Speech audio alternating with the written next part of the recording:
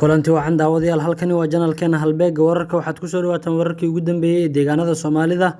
qodobada wararka ee aanu xilligan idiin heynana waxaa ka mid ah al-shabaab oo laga saaray deegaan muhiim ah oo ay kaga sugnaayeen gobolka Hiiraan faahfaahin laga helayo qarax al-shabaab aasayay ay ku dhinteen qasaaraha halka ka dhashay ee aanu idiin soo gudbin doonaa sidoo kale waxyaabaha aanu idiin soo gudbin doono waxaa ka mid noqonaya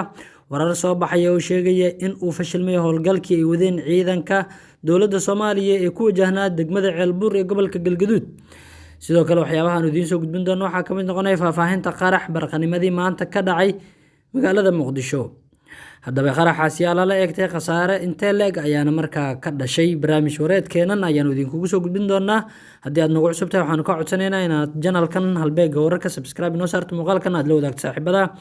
waa hagaag daawadayaal ugu horreyntii haddii aynu ku bilowno ciidanka dowladda federaalka Soomaaliya oo garabsanaya dadka deegaanka ayaa waxa ay si buuxda ula wareegeen degmada Buqa Qable oo ka tirsan gobolka Hiiraan halkaas oo muddo dheer ay ka ariminayeen dhaqdhaqaaqa al-shabaab wasiirka amniga gudaha ee dowlad goboleedka Hirshabelle Maxamed Khayre oo wareysi siiyay idaacadda dowladda raadiyo Muqdisho ayaa waxa uu xaqiijiyay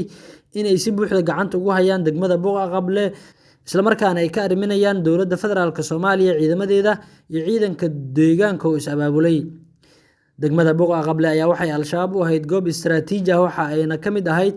deegaanada ugu waaweyn oo ay gobolka Hiiraan ka maamulayeen 12 sano ee la soo dhaafay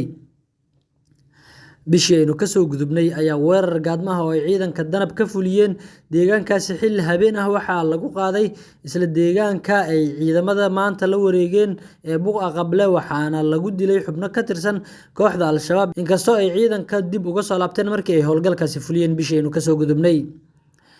maxkamado xafiisyo iyo saldhigyo waaweyn ayay al-shabaab ku lahaayeen degmada Buqa Qable oo ciidamada dowladda ay la wareegeen waxaana gabi ahaanba gacanta kooxda ka sii baxaya gobolka Hiiraan qaybaha ay kaga sugan yihiin ciidanka dowladda federaalka ee Soomaaliya iyo kuwa deegaanka is abaabulay ayaa al-shabaab ku baacsanaya gobolka Hiiraan deegaanada ay iminka kaga sugan yihiin waxaana gacanta kooxda al-shabaab ku haray markan deegaano fara ku tiris ah iyadoo maalinba deegaan cusub lagu weerarayo iyagoo markaa aan sameeyeen meelaha qaarkood iska caabin balse faarujinaya agaga dagaalka waa hagaag daawadayaal isla wararka ee markaa deegaanada howlgallada ay ka socdaan haddii aynu markaan si ambaqaadno saddex xubnood oo ka tirsan dhaqdhaqaaqa al-shabaab ayaa waxaa la xaqiijiyay inay ku geeriyoodeen qarax miino oo ay ku aasayeen deegaanka Baar Dhabaq oo hoostaga degmada Buulaburde ee gobolka Hiiraan xubnahan qaraxa uu la kacay ayaa waxa ay doonayeen in miinooyinka qaraxa ay ku aasaan wadada xiriirisa degmada Buulaburde iyo sidoo kale deegaanka Baar Dhabaq balse ayaga ayuu ku qarxay qaraxa ay aasayeen sida markaa ay xaqiijiyeen mas'uuliyiin ka tirsan hay'adaha amniga ee dowlad goboleedka Hirshabelle saraakiil ka tirsan ciidamada dowladda iyo mas'uuliyiin ka tirsan maamulka Hirshabelle ayaa gaaray goobta uu qaraxa kula kacay xubnaha ka tirsanaa dhaqdhaqaaqa al-shabaab ee miinada aasayay waxaana la xaqiijiyay isla markaana la soo bandhigay sawirada goobta ay miinadu kula kacday saddexda nin oo markaa ku hubeysnaa qoryaha AK47 kuwaas oo la soo bandhigay meedadkooda oo aad markaa u go'go'ay isla markaana qaraxa uu iyagu la kacay dhaqdhaqaaqa al-shabaab ayaa miinooyin waxa ay ku aasayaan inta badan wadooyinka ay isaga kala gooshaan deegaanada iyo degmooyinka gobolka Hiiraan kuwaasi oo cabsi badan ku abuuray dadka deegaanka iyo gaadiidleyda ku safraya dhulkaas iyada oo mararka qaarna ay miinooyin la kacayaan dad rayid ah iyo sidoo kale gaadiidka ciidamadu ay wataan taliska ciidanka xoogga dalka ayaa dhawaan waxay shaaciyeen in Beledweyne iyo Buulaburde ay isku fureen isla markaana ay wadada xiriirisa ka saareen dhammaanba miinooyinkii al-shabaab ay ku aaseen halkaasi duleedka deegaanka Booco waxaa dhawaan laga qabsaday kooxda al-shabaab waxaana qarax miino lagula beegsaday sarkaal ka tirsanaa ciidanka militariga dowladda Soomaaliya ee askar la socotay kaasi oo goobta ku geeriyooday sidoo kale sawirada laga soo qaaday goobta qaraxa uu ka dhacay ayaa waxa ay muujinayaan burbur soo gaaray wadada laamiga ah iyo sidoo kale meydadka dadkii miinada aasay oo aad u go'gay qaarkoodna hilibkooda geedaha halka ku dhow ay fuuleen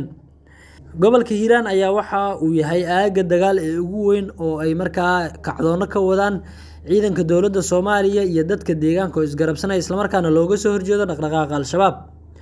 hagaag daawadayaal wararka ee markaa howlgallada iyo dagaalada ka socda qaybo kamid ah gobolada dalka waanu ku soo laaban doonaa markana qarax ka dhacay magaalada Muqdisho faahfaahintiisa warar kala duwan ayaa waxay ka soo baxayaan qarax barqanimadii maanta ka dhacay qaybo kamid ah magaalada Muqdisho kaasi oo jugtiisa laga maqlay nawaaxiga wadada mashquulka badan ee Maka al-Mukarrama oo ah goobta qaraxa oo sida gaarka uga dhacay qaraxa ayaa waxaa lagu soo waramayaa in gaarigiisa loogu xiray nin lagu magacaabo Musharraf Maxamed Macalin xilli uu marayay agagaarka isgoyska sayidka ee magaalada Muqdisho. Shaqsigan ayaa waxaa soo gaaray dhaawac fudud iyadoo loola cararay mid ka mid ah isbitaalada ku yaala magaalada Muqdisho. Weerarka qaraxa ah ee lala beegsaday ninkan dhalinyarada ah oo sidoo kalena u shaqeynayay dowladda Soomaaliya ayaa waxa uu ku soo aadaya saacado kadib markii uu fariin uu markaa ku durayo dhaqdhaqaaqa Al-Shabaab uu ku baahiyay bartiisa gaarka ah ee Facebook isagoo uu ku baaqay in loo midoobo dagaalka ka dhanka ah kooxda Al-Shabaab. Sidoo kale Musharraf Maxamed ayaa waxa uu ka tirsanaa sida la sheegay xafiiska xeer ilaalinta ee maxkamadda ciidamada qalabka sida ee Soomaaliya sida ay xaqiijiyeen ilo wareejo lagu kalsoonaan karo. Qoraalkii ugu dambeeyay ee uu bartiisa Facebook ku soo qoray ayaa waxa uu qornaa sida tan: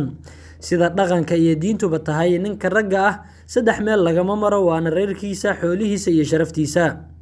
Al-Shabaab dhowr iyo 10 sano ayay gabdhaha si dulmi ah u guursanayeen, doonasho la'aan iyo meher qasab ah. Ummadda xoolahooda ayay dhacayeen, qofkii maya dhahana dhiiggiisa ayay banaysanayeen ayuu ku yiri qoraal uu ku qoray bartiisa Facebook-ga. Musharraf oo maanta qarax lala beegsaday. Qof kasta oo raalli ka noqda sii socoshada intaa ka damqan ama aysan dhibin ugu yaraan waa dayuus aan damiir lahayn ayuu yiri.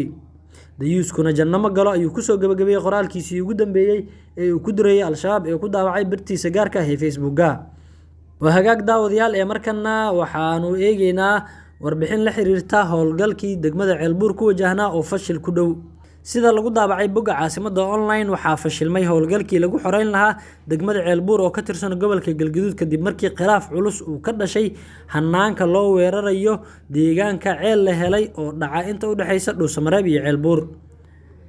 Dhammaan ciidankii duulaanka qaaday ee maalmihii la soo dhaafay ka gudbay deegaanada Sinadhaqo iyo Labidulle oo gelinkii hore ee Al-Shabaab kala wareegay deegaanka Ceel la helay ayaa shalay gelinkii dambe waxay ku laabteen magaalada Dhuusamareeb. Sababta uu howlgalkaas u fashilmay waa khilaaf soo kala dhex galay labada mas'uul ee ciidanka hogaaminaysa oo kala ah taliyaha ciidanka xoogga dalka Generaal Odawa Yuusuf Raage iyo sidoo kale xildhibaan Yuusuf Geelle Ugaas Dhagey oo ka soo jeeda degmada Ceelbuur.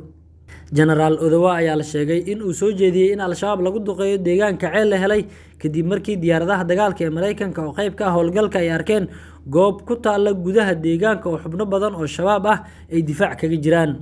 Hayeeshee xildhibaan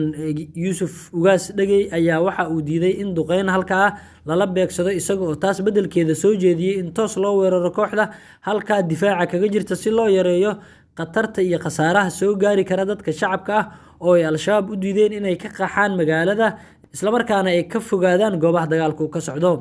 Intaas kadib waxaa la sheegay in Generaal Odawa Yuusuf Raage taliyaha ciidanka xoogga dalka uu amray ciidamada xoogga dalka oo lahaa cududda ugu weyn ee howlgalka inay dib ugu laabtaan magaalada Dhuusamareeb halkaa oo ay isugu tageen gelinkii dambe ee xalay. Waxaana dhammaan ciidankii ugu badnaa ee la qorsheynayay inay xureeyaan inta u dhaxaysa Ceelbuur iyo Dhuusamareeb ay iminka ku sugan yihiin magaalada Dhuusamareeb ee caasimadda dowlad goboleedka Galmudug. Wararka la helayo ayaa waxa ay sheegayaan in ciidanka dowladda ee ku wajahnaa Dhuusamareeb isla markaana dib u soo laabtay Al-Shabaab ay ku qarxiyeen meel u dhow deegaanka Labidulle waxaana Dhuusamareeb la gaarsiiyay qaar ka mid ah askartii dhaawacyada halkaa ku soo gaaray. Gaadiid dagaal oo toddobaadkii hore Muqdisho laga diray safar dhulka ahna ku tagay Dhuusamareeb iyo hub iyo gaadiid kale oo diyaarado looga qaaday Muqdisho ayay wataan ciidanka dib uga soo laabtay howlgalkii xoreynta ee ku wajahnaa Ceelbuur iyo deegaano badan oo dhaca bariga gobolka Galgaduud oo ay Al-Shabaab ku xoogan yihiin.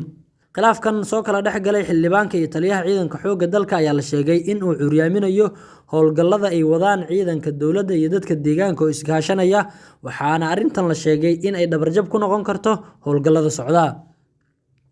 guud ahaan daawadayaal waxaan halkaasi kusoo gabagabeynaynaa wararkii ugu dambeeyay ee Soomaaliya oo xilligan aad kala socoteen barteena YouTube-ka ee halbeega wararka inta warkan warkiis xiga aan ku kulmayno waxaan idinkaga tageynaa sida ay nabadgelyo haddii aad nagu cusub tahay nagu soo biir oo subscribe saaro channel-keena si ay kugu soo dhacaan wararkii ugu dambeeyay ee aanu halkan kusoo baahino adigoo muuqaalada aanu soo gelino la wadaagaya saaxiibada aad baad u mahadsantahay nabadgelyo.